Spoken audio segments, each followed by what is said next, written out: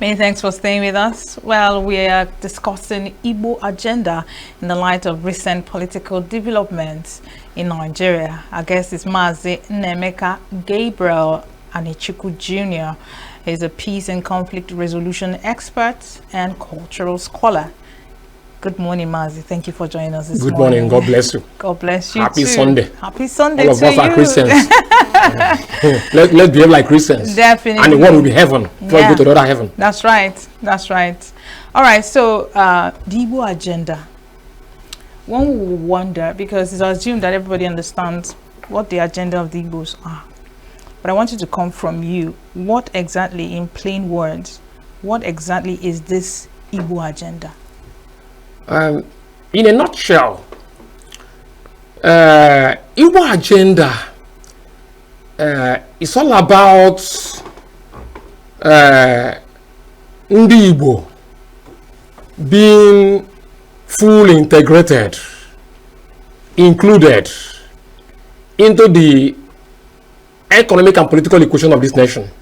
It is all about Ndi Igbo getting ethno-political equity in Nigerian polity and politics. Igbo agenda is all about coming out from the shackles of political marginalization, economic marginalization, and other attached marginalizations. Igbo agenda is all about giving Ndi Igbo her appropriate position in this country. Igbo agenda is all about forgiving Ndi Igbo, even if they have erred, forgiving them for making themselves, for fighting in the Nigerian Civil War. Because forgiveness is all about when the offended forgives the offender and let go of whatever the offender has done unto him or her. Forgiveness means bringing you back to the state you were before you erred towards that offender. But when somebody told you that he or she has forgiven you, but the scholarship he promised you could not give it to you, though he said, God bless you, Jesus Christ bless you, it's all well with you. But that thing he promised you before you erred against him or her, he has not done it for you, though he had the ability to do it for you. It means inherently, technically, it implies that he or she has not forgiven you. The truth is that the bitter truth that many people have refused to accept is that because of the Igbo participation in the Civil War, I don't want to talk in detail how that war erupted, how the military coup that brought forth some sad historical trajectory in this country, that made Ndi Igbo the victim, that made Ndi Igbo the offender. I don't want to delve into that. They kept it that it was an Igbo coup. 1966, it was an Igbo coup. I don't want to go into that, but we know that it's not an Igbo coup. It's a coup meant to restore sanity into the system, into the political system of Nigeria, irrespective of tribes and tongues. Exactly what is happening at that time during the Western region. Maybe some party they use their political hegemony at the center, and they ensure that there is the stability of the Western region. There are many things happening that time before the majors led by Nzogu went in, so came in to restore sanity into the system. So I don't want to talk about that. So what I'm saying that the saddest thing is that we as Ndi Igbo, based on economic and socio-political realities of this country, we have not been forgiven. Even when they said we have erred, we have not been forgiven. But they said no victor, no vanquish. By God, but where he made the 3 R's: rehabilitation, reconstruction, and reconciliation. And when you talk of rehabilitation, not reintegration, have we been reintegrated accordingly? When you talk of reconstruction, have we been reconstructed accordingly? When you talk of reconciliation, reconciliation means making peace between the enemy and making two opposing parties friends. Are we really friends? It's not about saying it, rhetorics. It's about reality. It's about reality. So Igbo agenda revolves around bringing equity into the Igbo inclusion in this country. Equity, not inequity. Equity. Okay. So Mazi, you're talking about, if I understand correctly, what you have been saying, the Igbo agenda speaks to inclusion, it speaks to equity. Yeah. I can also say it speaks to justice. Justice, exactly. Because peace is a political condition that ensures justice and social stability through formal and informal institutions, practices and norms. So if peace is really what we call it down, ensuring justice and social stability through formal and informal practice institutions, practices and norms, do you have peace in Nigeria? Attach it, just support it with Igbo agenda in this country. Do you have peace? Peace is harmony. You give me a life, I give you a life. Peace is live and let live. Apart from defections and all these things, we know that all this surge, all this urge for defections and all these things are caused by the way we are integrated in this country. We'll get to defections. Okay, thank you very much. Now, this, like we mentioned, inclusion, equity, justice, peace. Now, this agenda, how has Igbo pushed this agenda? We are clamoring for inclusion, we are clamoring for equity and things, reintegration. Yeah. What vehicles have been used to push this agenda? Talking about Igbo elites and socio-cultural groups. I understand. Ohaneze and Igbo and Co. How have they pushed this agenda so far? From my findings as a peace and conflict expert, is that the failure of the 3 R's, that the post-conflict or the post-civil war peace building mechanism which go on instituted, that is the 3 R's, rehabilitation, reconstruction and reconciliation, failed woefully. All these agitations we are seeing, all these tribal agitations through MAZOP and IPOB, we are products of inequity in execution of the 3 R's of the one administration. That if the 3 R's, the rehabilitation, reconstruction, and reconciliation, we are carried out appropriately, perfectly, there couldn't have been any reason for even the coup. Now this is his coup. There wouldn't be any reason for MAZOP or IPOB. This, because whenever conflicts, whenever grievances are suppressed, even in families, even in villages, in towns, whenever any conflict is not resolved, because the regrettable thing in this society in Nigeria is that most conflicts we are suppressed through what we call power mediation. Power mediation is where you stay where you are as a top flight government, as the ruling party, as the government, don't like the Tutsis and Hutsis in the Rwandan 1994 genocide. Yes. It was a product of inequity. So, whenever, if we were the 3 R's, we are really carried out, this nation could have been very peaceful. It was the ripples we are seeing today. We are products of the failures of the post-Nigerian Civil War peace building project. They call it the reconstruction, rehabilitation, and reconciliation. Because if you watch it, that the marginalization were what give vent to all these things will happen today. And this, I'm saying it, and I'm calling the whole patriotic Nigerians. It's not about people say no, you cannot harm me and you expect me to have the good heart towards you. Absolutely, but then what are we doing about it? So the thing that there is a kind of diverse approaches to this dilemma, inclusion of Igbo agenda.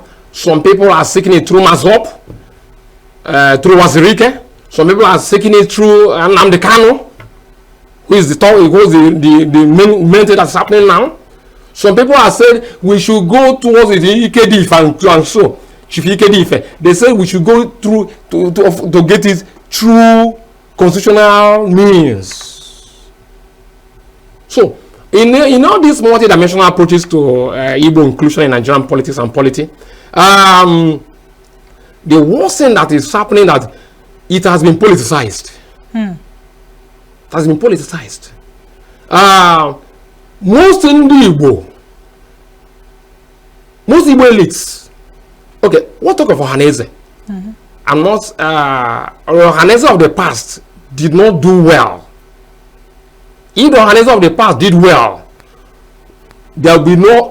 The president of Ohaneze will not have much job in this respect, because whatever in your family, whatever is not done properly, whatever your father did not do properly, when you come out as the son, first or something, you will go into it's a kind of transferred burden.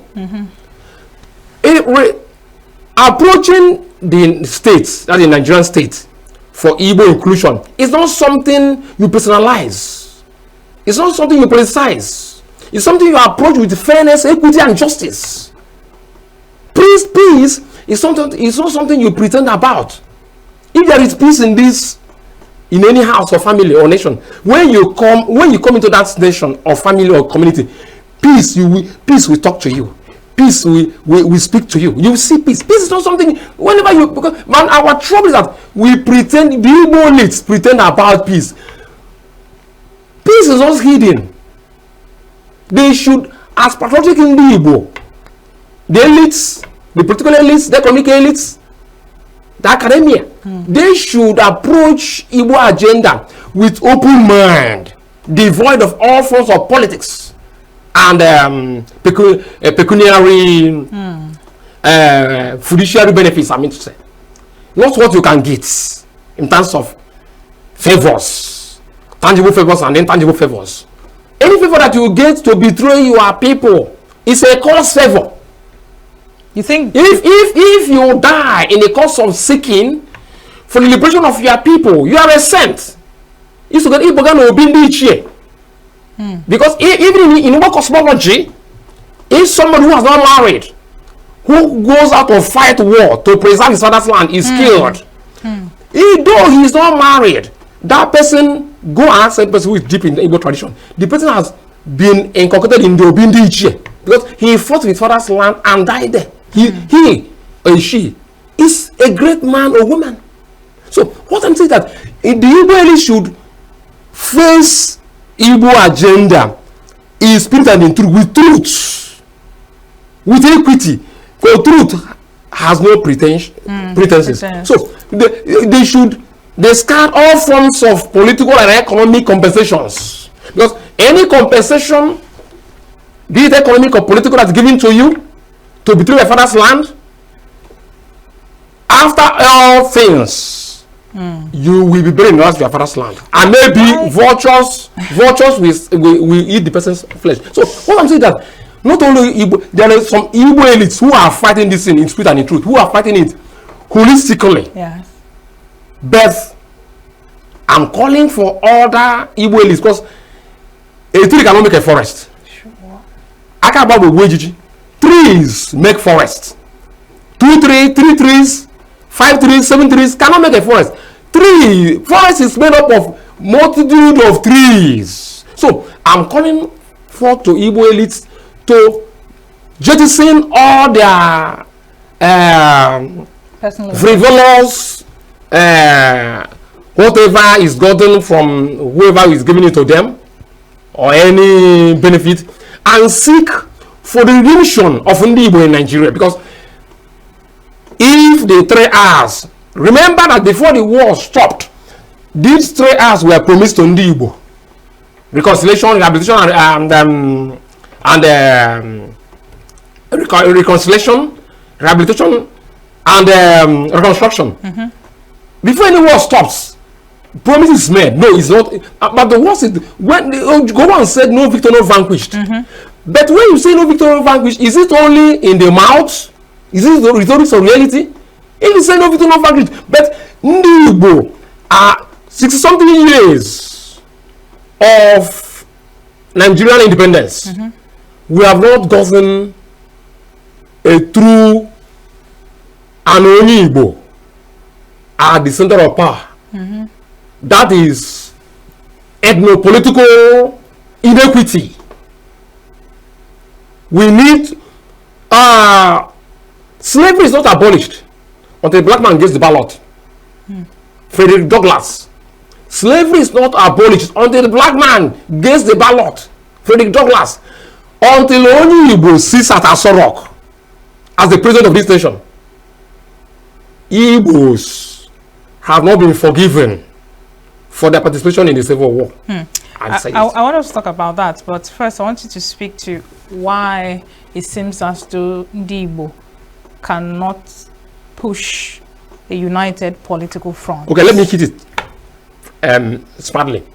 Why Ndi Igbo cannot hit a united front is that two cannot go together unless they agree.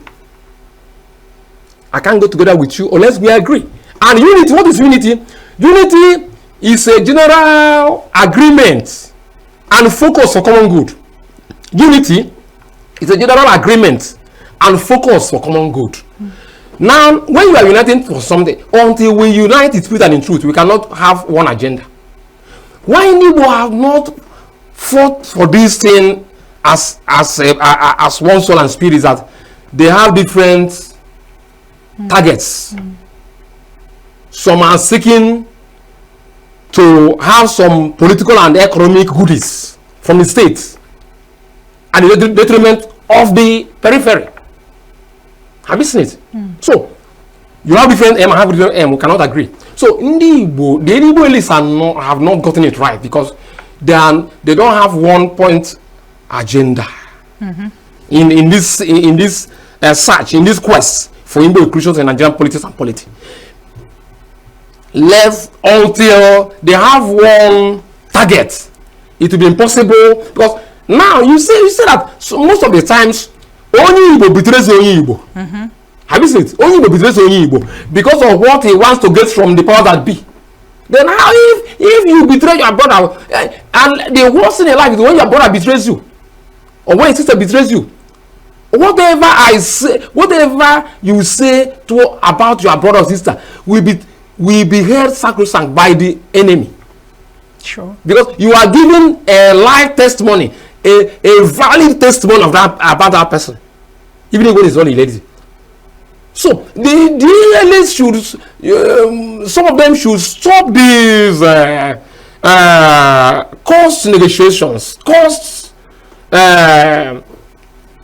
shaking of hands, and face, if we can face Igbo agenda, Igbo inclusion and Japanese, what can stop us from getting it? But the people are the powers that be know that we are seeking for some benefits, from frivolous benefits that we can get. This is that whatever you go to life, they are all transient. They will come and go. They are transient. You see for the seeds that last forever. That's eternal seeds. Eternal seeds. How are we going to be included in politics? Fully included. Not that we are not included, but we are partially included because we are not being fully forgiven. If until you are fully forgiven in any place, there is a place you want to go, they will say no, don't cross here. Because if you watch the political positions in this country, there are certain strategic security posts, so command positions, because of the unwritten agreements, even after they say no victor of language, that only Igbo cannot be called to take, because they need to, just like a good defense marshals in a football team, cut off some strikers from entering into the 18. So there are some sensitive defense posts that we start getting in this country. Then we will know. Now it's a way, Billy. Then and I said it again that until the black man gets the ballots, slavery is not yet abolished. But you keep saying that it seems as though the Nigerian state hasn't forgiven Igbo. Not I said. Any person who... Hold on, I'm not done. It seems they've not forgiven Igbo for their role in the Civil War. But some would actually argue that Igbo are the ones that need to do the forgiving because they're the ones that were accused falsely of a coup that had nothing to do with them. They called it an Igbo coup. I mean, former President Ibrahim Babangida has come out to say it's not even an Igbo coup and stated. Now, some will say that it's Igbo that need to be given tendered apologies to, and not the other way around. So there's nothing to forgive here. How do you, what are your thoughts on that? Babangida said it as a person. Babangida saying it based on Babangida's political status in this country. That thing he said should be an institution. It should be a law. Because coming out from Babangida, it is a word that comes out from the participants, those who participated in the Civil War. Babangida participated in the time he was a captain. He participated in the Civil War. Danjuma, all of these people. Such word coming from Babangida calls for immediate, urgent approach, urgent work from the Nigerian state. But you see that this did all these things. I haven't said that I said even if we have erred, what they call amnesty is what they call forgiveness. Then let them forgive us now. And you told us you are forgiving us. Yet we are not forgiving us. So Igbo, the truth, the bitter truth is that when Igbo unite and seek for political inclusion in this country, it will be done for them. Because even in the Bible, the Tower of Babel, they said, if you leave these people with one language, they will build this wall to heaven and bring God down, but confuse our tongues. So they have succeeded to confuse our tongues. That's why we are babbling, Babel. That's why we make much noise with no impact in this Igbo agenda. Let Ohaneze come in. We have elites, political elites. Let them drop their party affiliations and work as one. If there is somebody who, okay, for instance, Nnamdi Kanu. That's the point. Because if I did not mention him, it means maybe I'm a stranger. We have seen bandits, people who have committed wars, humongous human destructions. They were walking around. They even came and negotiated. They were pleading with them. But this one said, though he sought for it, because when you are annoyed, you might make some rough languages or some wrong actions. Because even a dog, you know, feed you, I can bite you. You are a dog, if you don't feed you, I can bite you. So we know that this is what the products of frustrations. Look at me. But if those bandits, if some people have been greater than amnesty, look at the list of those who were granted state pardon. Yes.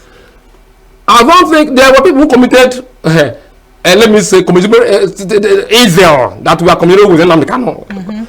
Why could and the powers that be know that the Nnamdi Kanu factor is this? I'm not saying it's the only source of instability in the eastern region, but is the core reason for instability in the eastern southeast. So why can't, based on that perception, why can't they go political resolution of that conflict of that Nnamdi Kanu matter and release him? You know, some people are insisting that Nnamdi Kanu's dilemma is directly tied to the will of Southeast governors, which will lead me to the next question. How invested are Southeast governors? Because they are still part of stakeholders in the Igbo agenda. Exactly. How invested are Southeast governors in the Igbo agenda?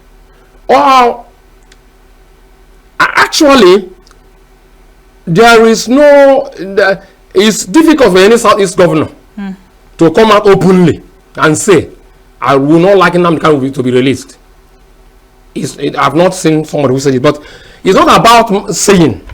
But when you are serious to get something, there are some steps you will take, and we know that you are serious to get that thing.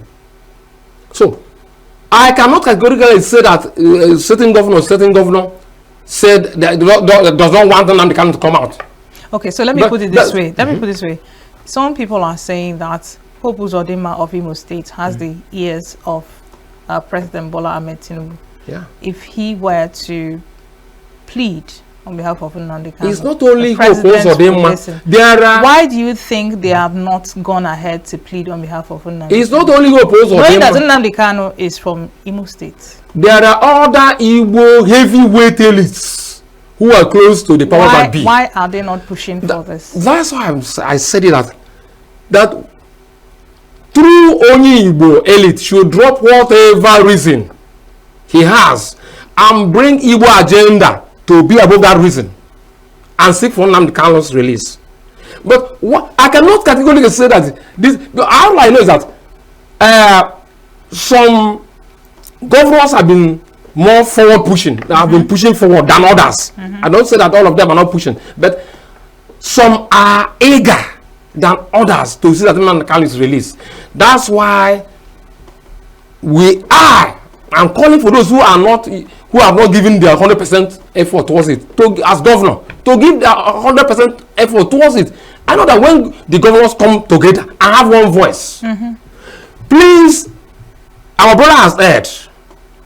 Forgive him. He will not do it again. But while you are forgiving him, remember that the points that caused those conflicts, that agitations, were what we're still suffering today. Look into these things, because until the root cause of the conflict is tackled, the conflict will continue resurging.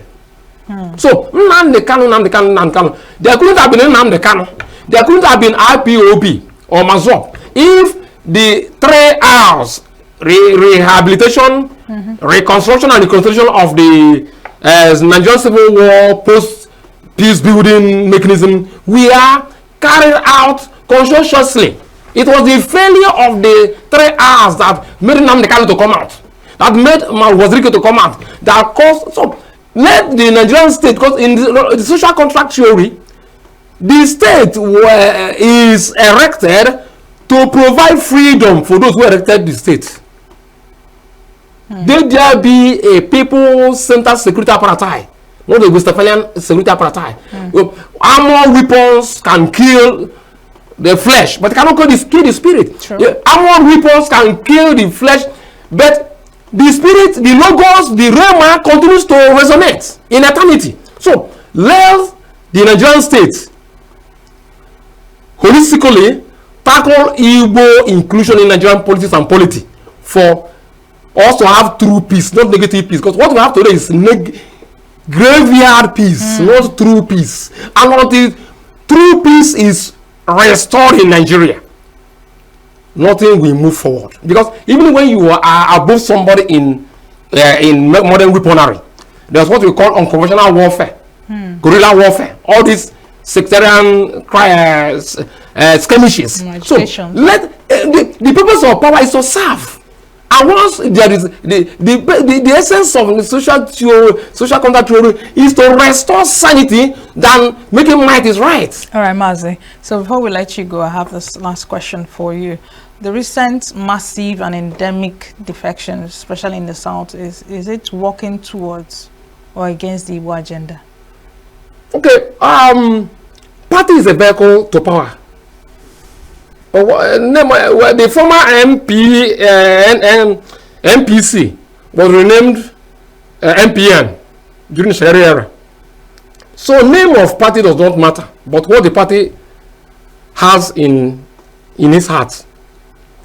Defection by some, for instance, the defection done by my able and competent governor, Dr. Peter Ndubisemba.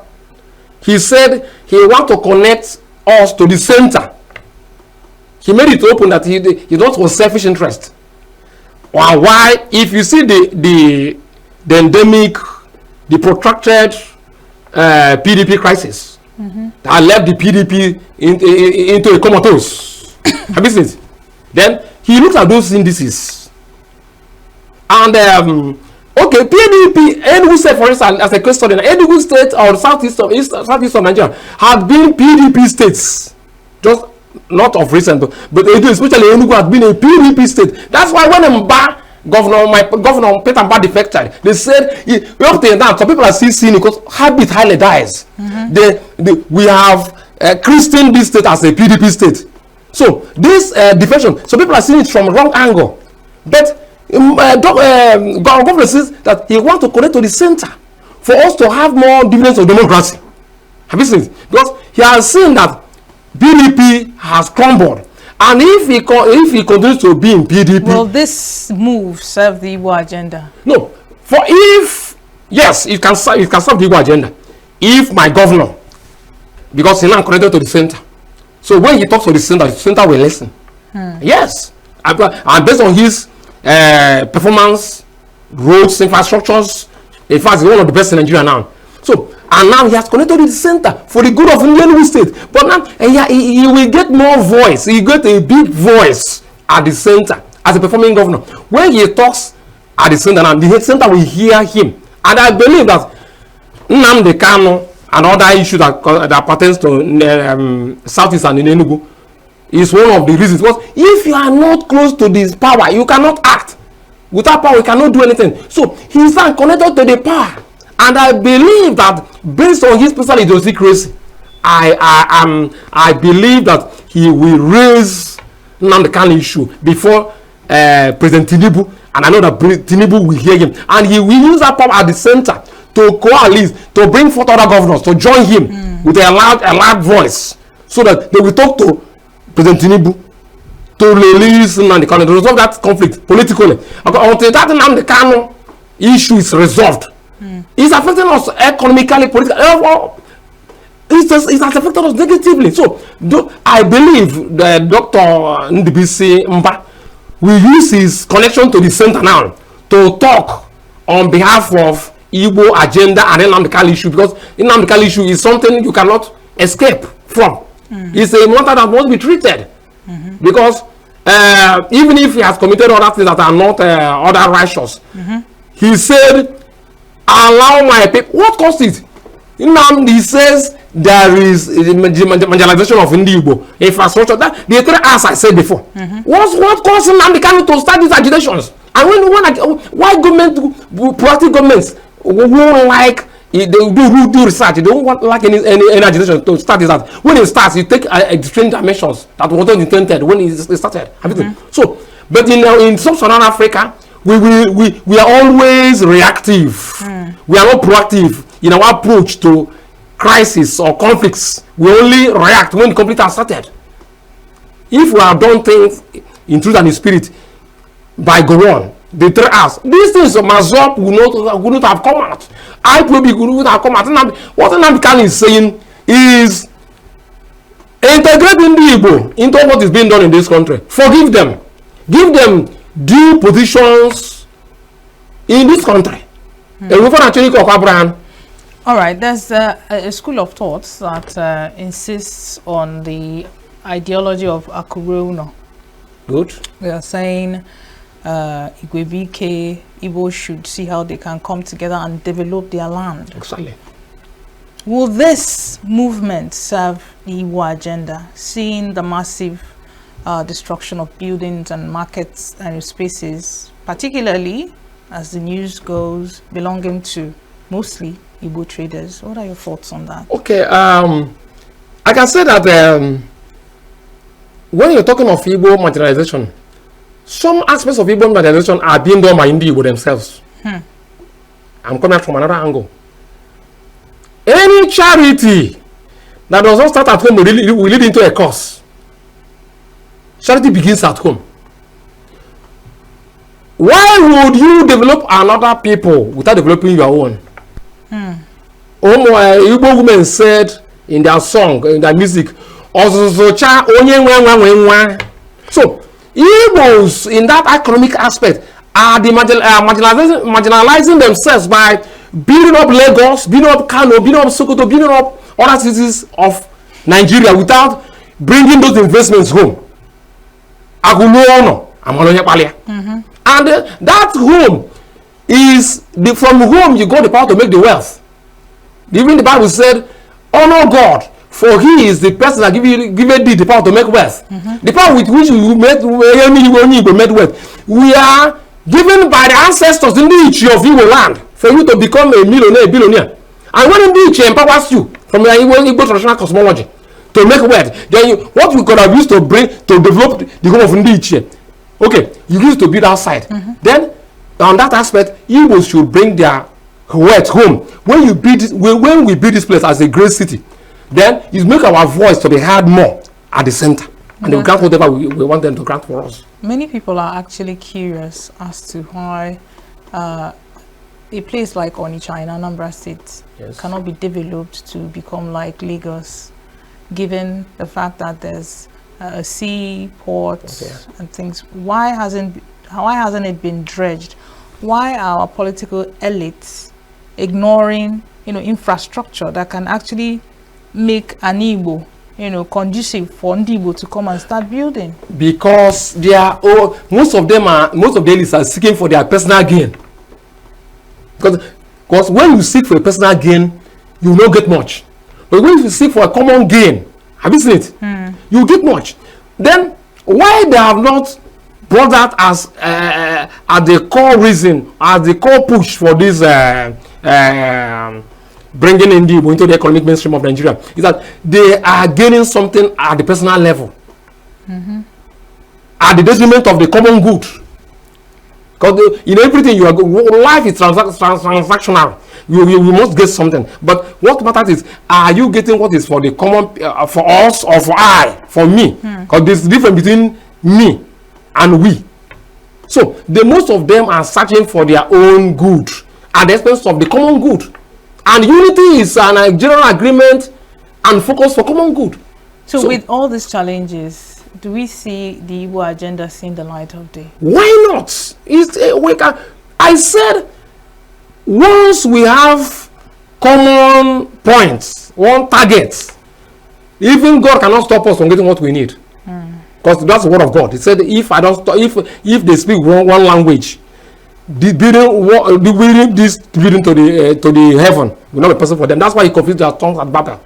Have you seen? So when we have one voice, one spirit, one rema, one logo, we can get whatever we need from the Nigerian state.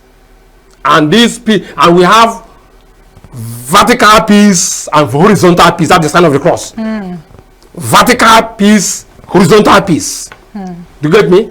So it's left for us, especially the Igbo elites, to speak for the good of Ndi Igbo, not for the good of themselves. That's right.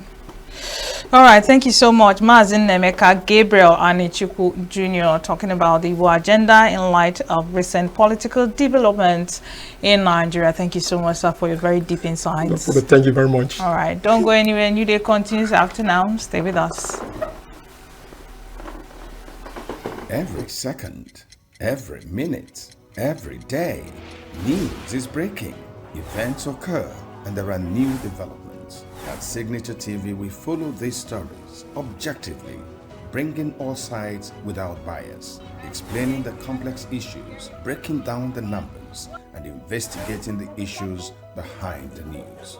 Anywhere and everywhere, near or far, wherever the news is, we will be there. Signature TV.